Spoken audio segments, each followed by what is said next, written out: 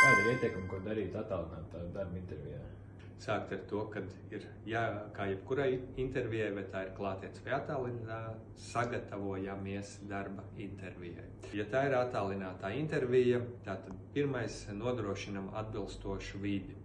Kādreiz var būt tā, ka es esmu uz ielas, man piezvanu, saka, jūs varat tagad interviju vai kā sabiedriskajā transportā vai kādā citā vietā, kur nav vērts runāt, tad droši vajag teikt, piedodiet, šobrīd man nav īsti labi iespēja sarunāties, tāpēc, ka esmu publiskā vietā vai kaut kur citur, vai mēs pirmām kārtām varam vienoties par citu attālinātās intervijas laiku, ja tā ir telefona intervija. Ja tā ir video intervija, teiksim, Teamā, Zoomā, tad, protams, mēs esam vienojušies jau iepriekš par šo interviju laiku, un tad tāpat ir jānodrošina šī vide, kur es būšu. Ja man ir fons tāds neitrāls aiz muguras un man nav jāslēp un jāliek blūrs vai vēl kaut kas virsū, tad, protams, es to varu atstāt.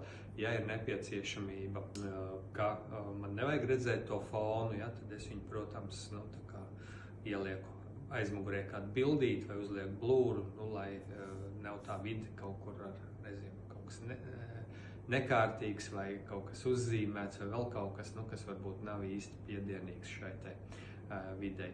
Noteikti jānodrošina, lai intervijas laikā man pa galdu nestaigā mans mājas kaķis, suns nerej turpat blakus, un noteikti, ja tas notiek kaut kur mājas vidē, ka arī mani mājinieki ir informēti par to, ka šobrīd man rīt intervija, lūdzu netrokšķot aiz sienas.